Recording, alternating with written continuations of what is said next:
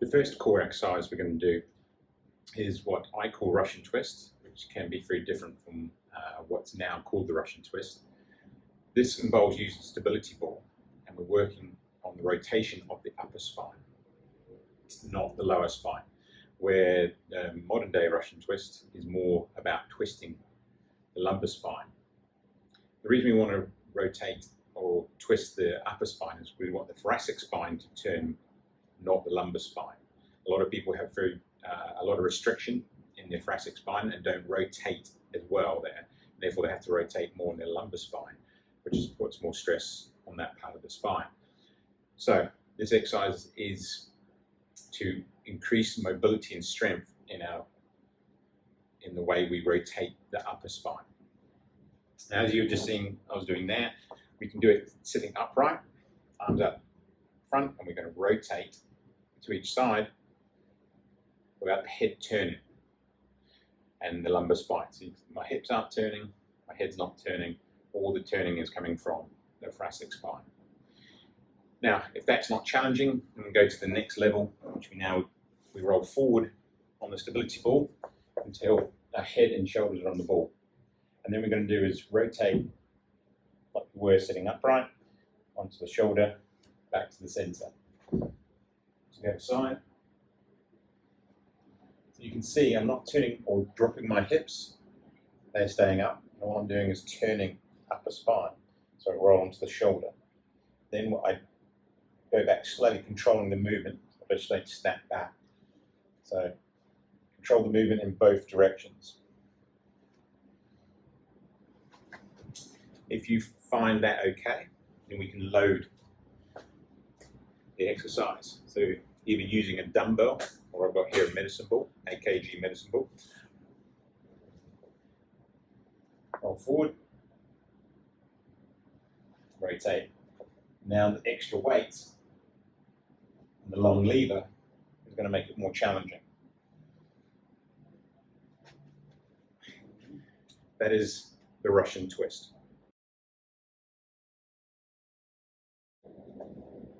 The next exercise is stability ball crunches. So a lot of people know what abdominal crunch is. They either do it on the floor, on a bench. We're going to do it on a stability ball, mainly because we want to challenge the core muscles through stability as well as through movement. So our spine stays upright and moves due to the muscles that are attached to it, or to parts of the body that then move the spine. So abdominals that attach to our ribs, attach to our top of our pelvis. When we shorten them, we then curve the spine, flexion of the spine. And then to lengthen them, we extend them. And it's really important that when we work the abdominal muscles, we work them to shorten them, but also work them to lengthen them. Otherwise, what happens is if you only work on shortening them, you end up in a more of a hunch position because the abdominals become strong and just pull the ribs down towards the pelvis.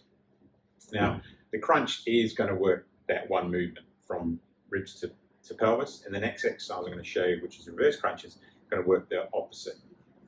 So when we're on a stability ball, we want the ball to be hard enough, pumped up, so it actually creates instability. We don't want it so soft that when we sit on it, we sink into it, and then the ball becomes stable. We want it so when you press your hand into it, you can't really make any indentation. So we want it nice and firm. So if your stability ball isn't firm, pump it up.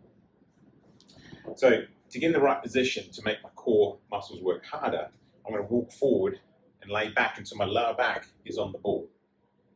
I don't want to sit so low in the ball that actually now the abdominals don't have to work to stay stable because the ball's not really making a difference. If I sit up right at the apex of the ball, my abdominals now have to work to keep me on the ball.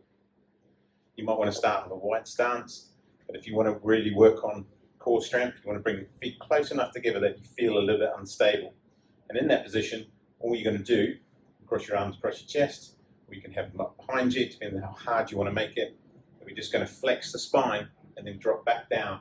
And the beauty of the ball is I can drop back over the ball and then back up again. So I'm extending the core muscles and I'm shortening the core muscles. I'm working them in both directions. and then walk back up on top of the ball. So with the stability ball, I can go a much bigger range, especially on the way back, than I would if I was on the floor. I'm unable to use my hip flexors, which a lot of people use when they're doing crunches on the floor, because they use their hip flexors to pull themselves up.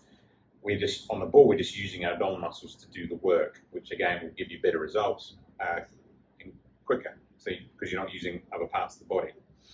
So it will be more challenging, but you won't have to do so many of them to get the benefits from them.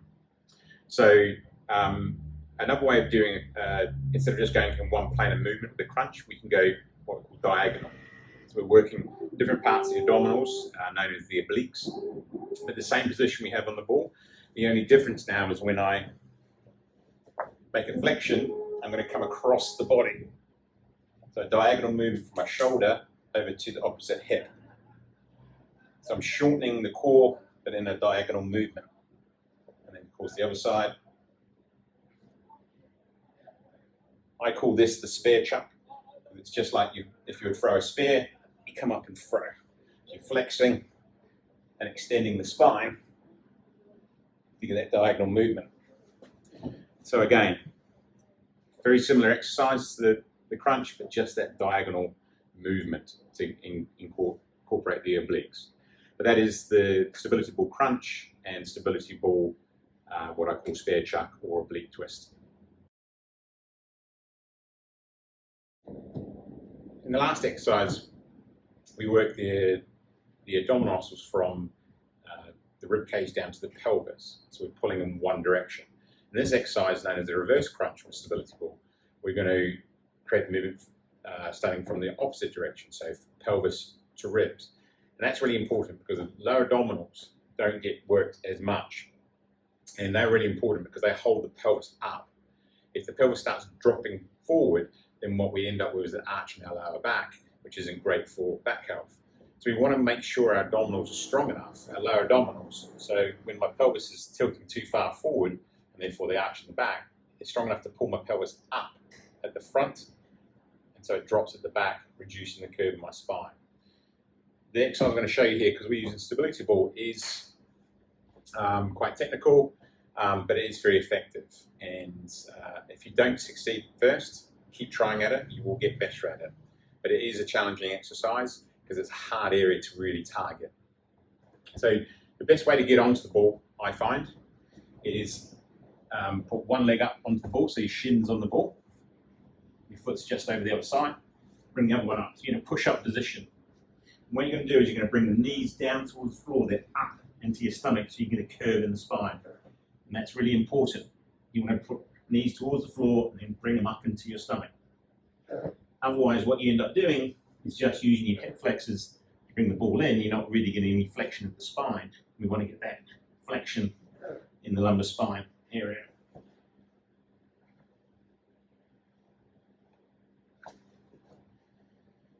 And as you can tell from my breathing, it is a challenging exercise because you have to hold your own body weight. But if you get it right, you don't have to do many of them. You really target the lower abdominals, and that's what's going to build strength. It's not how many you can do, but how challenging each rep is going to make the biggest difference. So even if you only can do 2 or 3, that's going to be a lot more effective than making the exercise easier, so you can do 15 to 20. So remember, the most important thing is getting those knees down and then up into the stomach region to get that curvature of the spine. And that is stability ball reverse crunch. This next exercise incorporates the previous exercises, but without a stability ball. And so if you haven't got access to a stability ball, or you find the stability ball at this moment too challenging, then this exercise can kind of cover all the previous exercises I've shown you. It's not as challenging. You'll have to do more reps to get the benefits from a more challenging exercise, but it is effective, and it's called a bicycle crunch. You're going to lay completely flat. What you're going to do is you're going to bring the opposite elbow up to the opposite knee. So I'm getting that flexion, I'm getting that rotation across the body, and then back down again. Arm straight, leg straight. Then opposite elbow to opposite knee, arm straight, and so forth. It's really important you get your upper back off the floor, so you're not just doing, bringing knee to elbow, you're actually coming up and across. You want to make sure that the legs go back to straight, so you're opening up the hip flexors, challenging the lower core. Don't just keep them up and start going back to back. That's going to make more work for the hip flexors, which we don't want. We want the abdominals to be doing work. So it's just simply elbow to opposite knee, arm flexing the spine and rotating the spine. And that is bicycle crunch.